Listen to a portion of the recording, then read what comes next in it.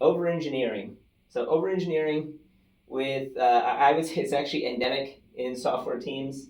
It's an unfortunate consequence of the fact that engineers, they train, they learn how to build software, and they start to think that they're building software for its own sake, sort of it's so that it's an artistic endeavor. Uh, that's a problem, as a business owner or, even as a customer, relying on a business to deliver not, you know, engineering. Nobody actually cares about engineering in that sense. No, they want functions and features and capabilities. And so this is a trap. You could call it over engineering. The other term that I like to use is, and this I think gets to the heart of it, tech for tech's sake. This is something to fight furiously and viciously, if it's happening within your team. So wanting to implement some new technology, some new framework. Why? Oh, because it's better, because it's the latest thing, because it has XYZ capability that, by the way, no customer actually asked for, but we think it's cool. So let's do that.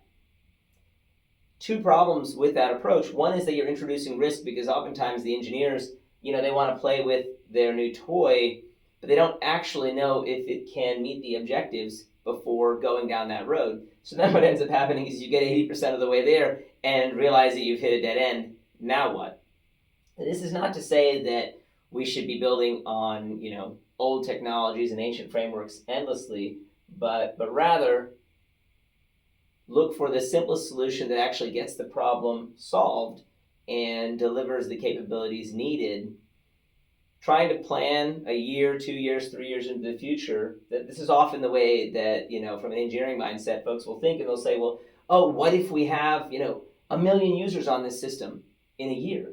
And so then there will be this desire to over-engineer to try to meet that when, well, what's the probability of that happening? And if that happens, it's such a great problem to have, but solve it when that's imminent or whenever it's actually happening. Don't try to solve it today when you've got 10 customers and you don't have 1 million customers yet.